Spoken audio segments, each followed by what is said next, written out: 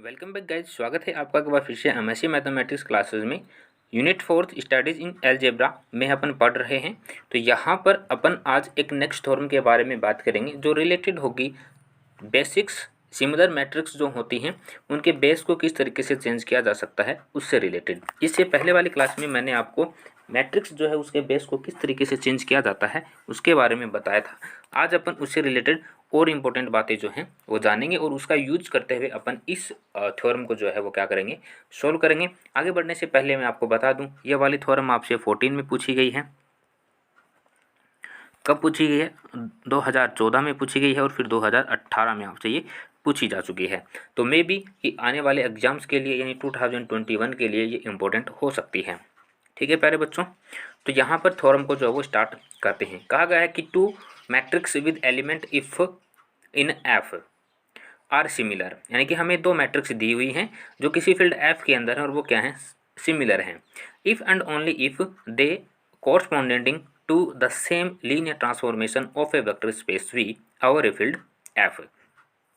ठीक है, to itself with respect to two different basics, यानी कि इनमें क्या बताया गया आपको, दो डिफरेंट बेसिस के ऊपर आपको जो अपनी सिमिलर मैट्रिक्स हैं उनको क्या बताना है, सेम टू सेम जो वो लीनियर ट्रांसफॉर्मेशन के अकॉर्डिंग बता देना है। तो इस थ्योरम को जो अपन क्या करते हैं, प्रूव करते हैं। तो प्यारे बच्चों इसके लिए हमने क्या माना, इसके लिए सबसे पहले हमने माना कि let X and X dash to be two matrix are order N. ठीक है, क्या है, ये दो मैट्रिक्स हैं जो सिमिलर मैट्रिक्स हैं, एक्स और एक्स डैश किसी ऑर्डर एन के अंदर। ठीक है, तो यहाँ से हमने क्या किया, जो एग्जिस्ट करेंगे इनवर्टिबल मैट्रिक्स की टी के लिए। ठीक है, अगर ये इनवर्टिबल मैट्रिक्स टी के अंदर बिलोंग करती हैं तो हमें पता है कि हम दो मैट्रिक्स जो सिमिलर होंगी उनके बेस को अगर चेंज करते हैं तो वो मैट्रिक्स जो है वो किस तरीके से डिनोट की जाएगी, तो वो की जाएगी X dash equal to P inverse X into P से। ठीक है, तो ये हमारी कंडीशन नंबर हो गई फर्स्ट। उसके बाद में हमने क्या माना, उसके बाद में हमने माना कि हमने माना एक map T such that V से V be a linear transformation. ठीक है, तो यहाँ पर हमने इसको क्या दिखाया, एक लीनियर ट्रांसफॉर्मेशन जो है वो दिखाया। तो लीनियर ट्रांसफॉर्मेशन की डेफिनेशन से हमने दो चीज़ें यहाँ पर और मानी, वो क्या हैं, वो ये हैं कि and B equal to B one B two B three dot dot dot B N, यानी कि कोई एन टर्म्स होगी क्योंकि यहाँ पर एन ऑर्डर की बात हो रही है इसलिए। और B dash equal to B one dash B two dash B three dash dot dot B N dash तक हमने उसको माना। कैसे माना, लीनियर ट्रांसफॉर्मेशन की डेफिनेशन से माना। And two basics of V and V dash, यानी कि इसके जो बेस होंगे वो क्या होंगे, वी एंड वी डैश जो वो होने वाले हैं इन दोनों मैट्रिक्स के लिए। तो अगर ऐसा होगा तो हमें पता है, क्या पता है हमें, change of basics and similar matrix, यानी कि उसके अकॉर्डिंग हम यहाँ से ये बता सकते हैं। ठीक है, और यहाँ से ये बता सकते हैं, बिल्कुल बता सकते हैं। ऐसा होता है क्यों, क्योंकि इससे पहले वाले क्लास में मैंने आपको ये सारी आइडेंटिटी जो है वो प्रूव करके बताई हैं, तो आप वहाँ से इसको जरूर देखिएगा। आई बटन में मैं आपको इसका लिंक दे दूंगा, तो वहाँ से आप पहले, इससे पहले आप चेंज ऑफ मैट्रिक्स जो है, सिमिलर मैट्रिक्स जो है उनके बेस को किस तरीके से चेंज किया जाता है उसको एक बार ज़रूर देखेंगे। ठीक है, यहाँ पर कौन कौन सी चीज़ें जो हैं वो मैंने यहाँ पे आपको बता दी हैं कि यहाँ पर P और P इनवर्स की वैल्यू जो ऐसे क्यों होती है, तो वो होती है इस वजह से। ठीक है, या फिर आप इससे पहले वाली जो क्वेश्चन है क्लास अपनी उसको अटेंड करेंगे तो यहाँ से ये चीज़ें आपको ईजिली समझ आ जाएंगी। आगे अपन क्या करेंगे, आगे हमने क्या किया, हमारे पास सभी चीज़ों की वैल्यू यहाँ पर अवेलेबल है। यहाँ पर हमारे पास क्या है, सभी चीज़ों की वैल्यू जो है अवेलेबल है, यानी कि हमारे पास P की वैल्यू है, P इनवर्स की वैल्यू है और X की वैल्यू है। हमने यहाँ पर इनको रखा तीनों को, जैसे हमने यहाँ पे इन तीनों को रखा तो यहाँ से हमारे पास ये वाली वैल्यू आई। इसको मैं क्या लिख सकता हूँ, इसको मैं कुछ इस तरीके से बता सकता हूँ, लिखा जा सकता है बिल्कुल ईजिली। और फिर जब इन दो मैट्रिक्स को मल्टीप्लाई किया जाएगा तो इनको इस तरीके से बताया जा सकता है, और इसको थोड़ा सोल्व करेंगे तो अपन इसको इस तरीके से लिख सकते हैं। सिंपली आपको याद रहेगा, कोई दिक्कत नहीं है। ओके, उसके बाद में हम क्या करेंगे, हमारी जो इक्वेशन नंबर फर्स्ट है, इक्वेशन नंबर फर्स्ट जो है, यहाँ पर हमने जो इक्वेशन नंबर फर्स्ट बनाई है इसकी हेल्प से हम क्या करेंगे, इन सभी को आगे सोल्व करेंगे।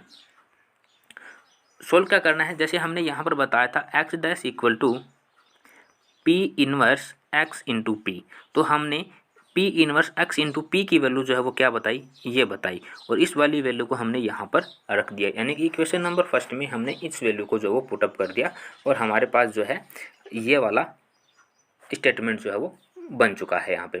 तो यहाँ से हम एक चीज़ बोल सकते हैं, क्या बोल सकते हैं कि अगर x and x dash are to be two similar matrix then क्या बोल सकते हैं, कोरस्पॉन्डिंग टू सेम, ठीक है, linear transformation with respect to two different basics. जैसा हमें थोड़ा में बोला था हमने यहाँ पर बता दिया। देखो यहाँ पर इनके जो बेस हैं वो क्या है, डिफरेंट बेस हैं यहाँ पर, और मैट्रिक्स जो है वो क्या है, सिमिलर है, ठीक है। यहाँ पे देखिए इस तरीके के ये जो मैट्रिक्स है ये क्या है, सेम है, लेकिन इनके बेस जो है वो क्या है, दोनों के डिफरेंट टाइप्स बेस हैं, ठीक है प्यारे बच्चों। अब क्या हुआ, जैसा हमें कहा हमने वैसा बता दिया, लेकिन किसी ने हमसे ये सवाल कर दिया कि अगर आपको डिफरेंट बेसिक्स दे दिए जाएं किसी मैट्रिक्स के, तो क्या आप उसे ये बता सकते हैं कि वो मैट्रिक्स जो है वो सिमिलर होंगी। तो हमने कहा क्यों नहीं, हम बिल्कुल ऐसा बता सकते हैं। तो इसके लिए हमने क्या किया, उसके कन्वर्स पार्ट के ऊपर थोड़ा सा जिक्र कर लिया, यानी कि हमने उसका उल्टा बताने की कोशिश करी। तो इसके लिए हमने क्या माना, इसके लिए हमने दो मैट्रिक्स मानी, पहली मैट्रिक्स ये और दूसरी मैट्रिक्स ये मान ली। B two matrix of same linear transformation with respect to two different basics, simple, यानी कि अब हमें इसे उल्टा बताना है। तो जैसा स्टार्टिंग से हम करते हुए लास्ट तक आए थे, अब लास्ट से करते हुए पहले पार्ट तक यहाँ पर पहुँचने वाले हैं। तो यहाँ पर हमने जैसा कहा था वैसे आपने बता दिया। हमें शो क्या करना है, हमें क्या बताना है कि ये जो मैट्रिक्स हैं दोनों ये क्या है, सिमिलर होनी चाहिए। क्या होनी चाहिए भाई, सिमिलर होनी चाहिए। पहले हम इनको सिमिलर लेके चले थे, यानी कि सिमिलर वाली जो कंडीशन थी उसको लेकर चले थे, और अब हम इनको क्या करेंगे, सिमिलर बताना होगा। तो चलो हम इसको बताते हैं। तो इसके लिए हमने क्या किया, इसके लिए बारे बच्चों हमने क्या किया कि ये जो मैट्रिक्स हमें सिमिलर गिवन थी, हमने इनको इस तरीके से लिख दिया। ऐसा क्यों लिखा, ऐसा इसीलिए लिखा क्योंकि x इनवर्स इक्वल टू, माफ़ करना,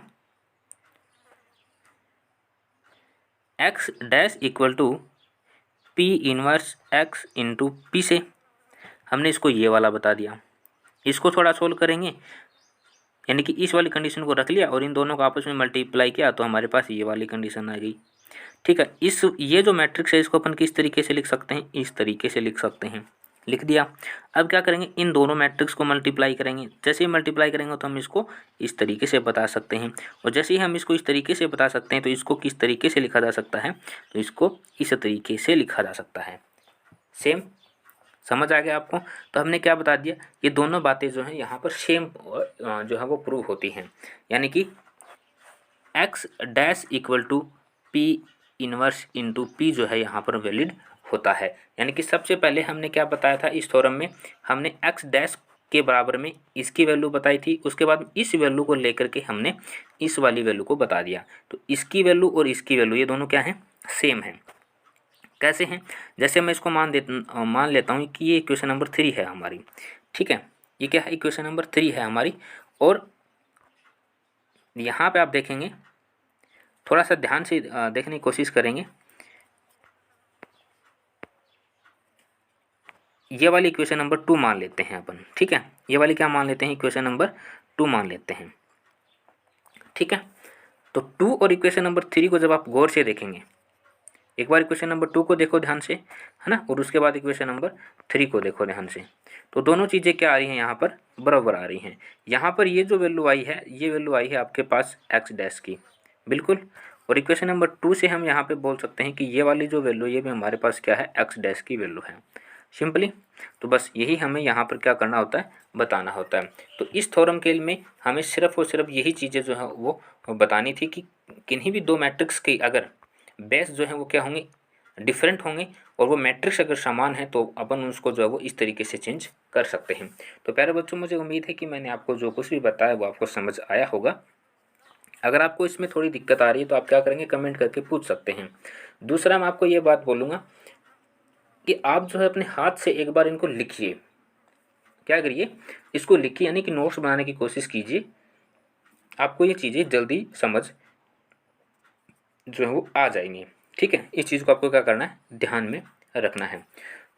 और इससे पहले मैंने आपको जो क्लास प्रोवाइड करवाई है, मैट्रिक्स के जो सिमिलर मैट्रिक्स होती हैं उनको बेस को किस तरीके से चेंज किया जाता है, वो ज़रूर एक बार देख लेना, ताकि इसको समझने में आपको कोई दिक्कत ना हो। PDF जो है वो मैं आपको इसके डिस्क्रिप्शन में डाल दूँगा, तो आप वहाँ से PDF डाउनलोड कर सकते हैं और वहाँ से ईज़िली नोट्स जो आप बना सकते हैं।